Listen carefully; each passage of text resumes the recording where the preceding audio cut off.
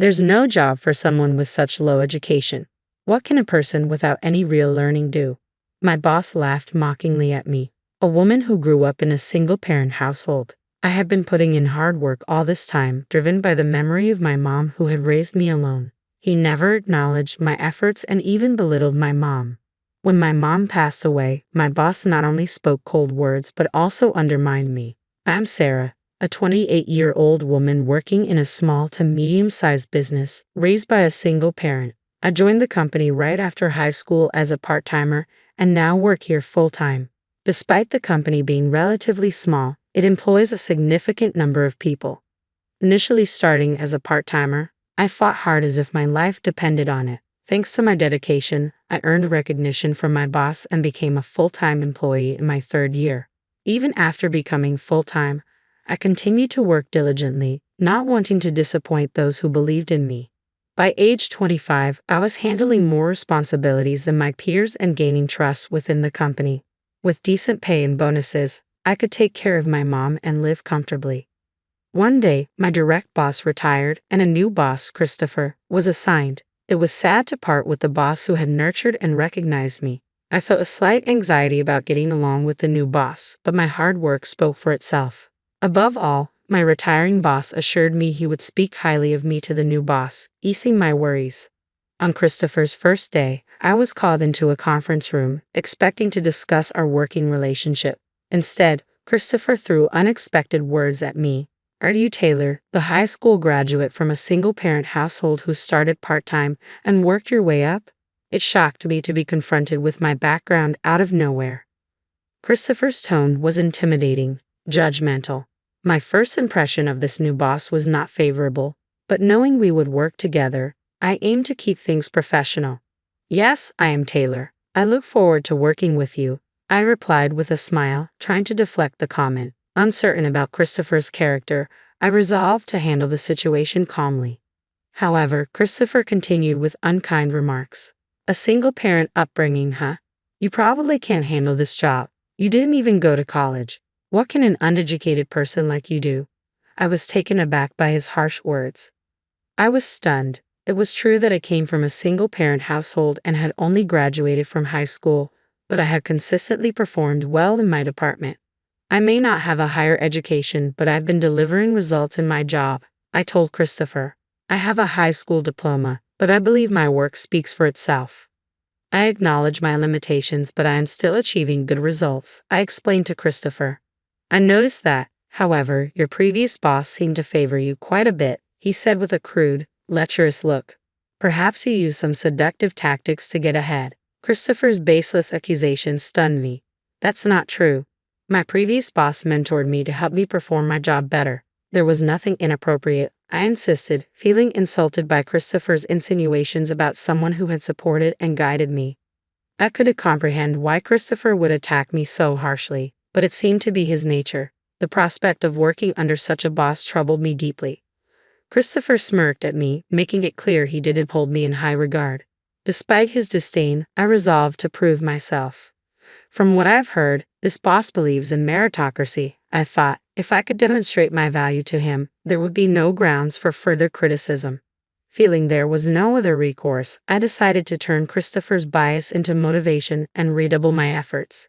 As I returned to the office from fieldwork, Christopher immediately accosted me with raised voice. Hey, where have you been? He barked. I was out on scheduled fieldwork today, I replied, perplexed by his aggression. Ignoring my explanation, Christopher marched over. You're incompetent at your job.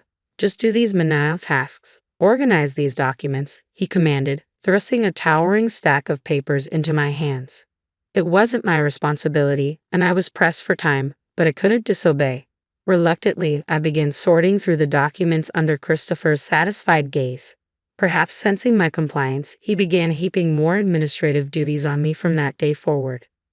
Whenever I attempted to focus on my core responsibilities, Christopher accused me of neglecting tasks or chastised me for minor errors. He even belittled me, saying, "You can't handle this because you're from a single-parent household." Until then, my job satisfaction stemmed from delivering results and earning recognition within the company. I had been managing to support Mom and myself without complaint, but now the stress was overwhelming every single day. Quitting my job would worry Mom, and I couldn't bear that thought. So, despite my desperation, I continued working diligently. Then one day, Mom approached me with a request. Despite my financial support, she didn't intend to depend on me forever. Considering my future marriage prospects, she wanted to contribute and save some money for herself. I couldn't refuse her, so I approached the company. Luckily, they were hiring an office worker at the time, which seemed like a perfect fit, unrelated to my department. Hoping to avoid dealing with my difficult boss, I arranged an interview for Mom, and she was successfully hired. Mom began her new role as an office worker at the same company where I worked. She found joy in the comfortable environment, enjoying her daily routine. However, a week after she started, Christopher called me aside. "Your mom got hired as an office worker," he sneered. "Is that short woman the one who raised you, the uneducated idiot?"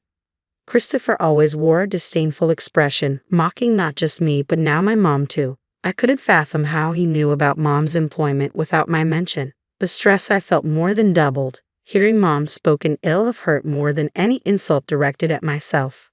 Above all, I worried endlessly about whether Christopher would confront Mom directly. I didn't want Mom to feel distressed, but contrary to my concerns, everything seemed to be going smoothly with her at work. Christopher occasionally made snide remarks, but Mom, a strong woman who raised me single-handedly, seemed unfazed. She brushed off Christopher's comments like a child's insults, laughing them off. Witnessing her resilience relieved me. She appeared unaffected by Christopher's attempts to unsettle her. Even after that incident, Mom continued to thrive in her new workplace environment, paying no mind to Christopher's remarks. Then, one day, everything changed abruptly when Mom collapsed and had to be rushed to the hospital by ambulance. Thankfully, her life was not in danger, but she needed hospitalization for some time. I decided to take time off from work to care for Mom during her recovery. When I informed Christopher of my situation, his reaction was outrageous. "You plan to take time off for something so trivial? You must not take your job seriously," he scoffed, denying my request for leave. "I'll use the paid leave that I haven't taken yet. I'm the only one available to care for Mom," I asserted, despite Christopher's objections. Permission for the leave had already been granted by someone higher up than Christopher, who understood the gravity of the situation and supported my decision to be with Mom during this critical time. I had rarely taken leave before, but no matter how I explained it, Christopher wouldn't listen. "It's not about that, just leave an old woman whose life is short anyway," he callously remarked. His thoughtless comment made my blood boil.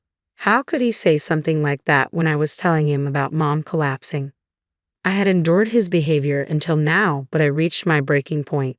"I can't work under someone like you anymore," I blurted out, unable to hold back any longer. I knew it might inconvenience others, but since Christopher had arrived, I'd been relegated to menial tasks.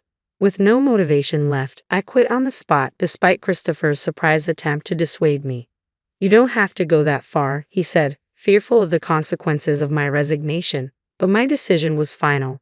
With enough savings to sustain myself for a while, I ignored Christopher's protests and focused on caring for Mom. After things settled down with Mom's care, I considered re-entering the workforce.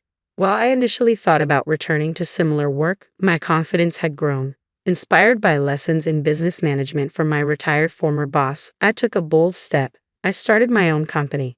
I wanted to wait until things stabilized before telling Mom about my new venture. About a year passed, and my company was starting to find its footing when Mom's health suddenly deteriorated, requiring hospitalization once again. Balancing the responsibilities of caring for Mom and running my business was challenging, but I managed without taking any time for myself. Another year passed, and the company was thriving, offering reassurance of its stability.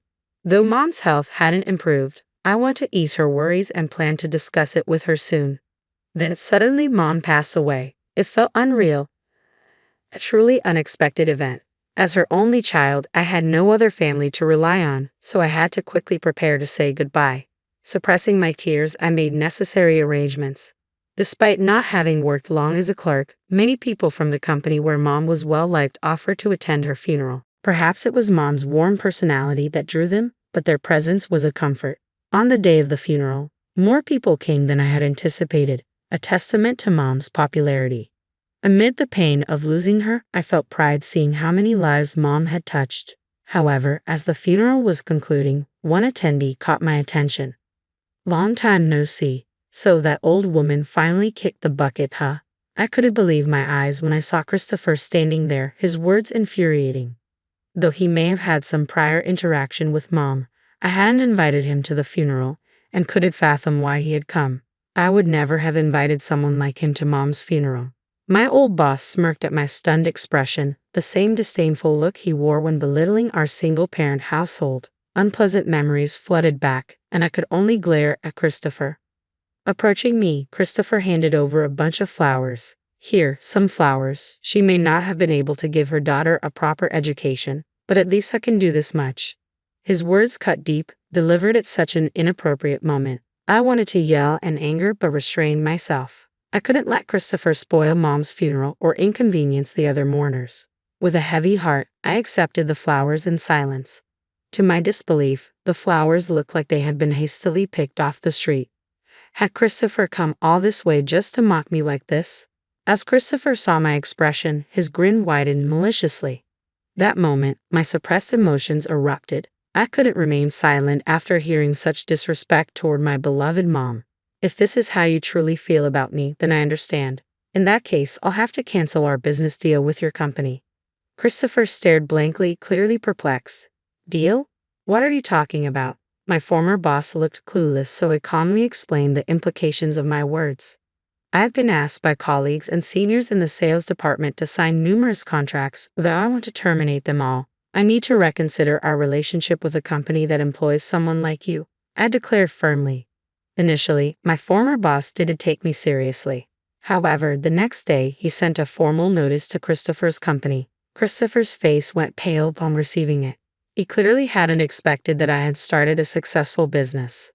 Realizing the gravity of the situation, Christopher came to apologize promptly. I'm sorry," he muttered, his apology lacking sincerity. My anger simmered. "Sorry? Do you think that's enough? You insulted my mom while she was alive, gave me only menial tasks, and what about the funeral?" I continued, my voice steady despite the turmoil inside. Christopher appeared speechless while the president accompanying him apologized deeply. "I am so sorry for not intervening," he said, tears welling in his eyes. His genuine remorse touched me deeply, considering how much he had supported me in the past. Out of respect for the president and his sincere apology, I decided to reconsider continuing the business relationship. As we discussed next steps, Christopher visibly relaxed. "I'm relieved. Let's let bygones be bygones and move forward together," Christopher said with an awkward smile, extending his hand for a handshake. His assumption of reconciliation was premature. "You're fired, Christopher," the president announced abruptly, shocking us all. "What? Fired? Why?" I apologized, and we're continuing the deal, Christopher protested, disbelief written all over his face. The president remained resolute. "I've decided to terminate your employment knowing I will not continue this business relationship under these terms." I agreed to proceed only out of respect for the president. "I want you to understand, I will never forgive you, no matter what you say," I asserted firmly. Christopher fell silent, visibly affected by my words. "It's the consequence of your own actions," the president interjected dismissively, leaving with a dejected Christopher in tow. The next day, it became apparent that my former boss had indeed been fired from the company. Shortly afterward, I received a resentful call from Christopher, lamenting the loss of his job and the challenges of finding new employment at his age. "You've ruined my life. Take responsibility for what's happened," he shouted angrily over the phone. In response, I made an unexpected proposal to the furious Christopher. "How about I hire you at my company? I can't offer much in terms of pay, but it seems you're out of options because of me." Upon hearing this, Christopher exploded with emotion and abruptly hung up. The idea of being employed by someone he had ridiculed must have been a deep humiliation for him. I didn't expect him to accept the offer. A month later, however, unable to secure another job, Christopher reached out to me and asked to be hired. It surprised me, but I decided to give him a chance. Now, in a role reversal, made Christopher experience the same menial tasks and lack of responsibility that I had endured. "Why do I have to do these menial tasks? Anyone could do this," he complained bitterly. Ignoring his protests, I kept him on simple tasks, reminding him, "If you can't handle these basic duties, you'll be dismissed for incompetence." The boss's orders are absolute. There's no room for defiance. Christopher appeared downtrodden, a stark contrast to his arrogant demeanor in his previous role. Eventually, unable to bear the humiliation, he quit the company. Reflecting on this experience, I realized the irony of Christopher facing what he had inflicted upon me. Treating others as he had treated me led to his downfall, a simple truth he failed to grasp. Meanwhile, my company continues to grow steadily and thrive. I've learned that persistent effort yields results, whereas without it, success remains modest at best. Whether one ends up like Christopher or not ultimately depends on understanding this fundamental lesson.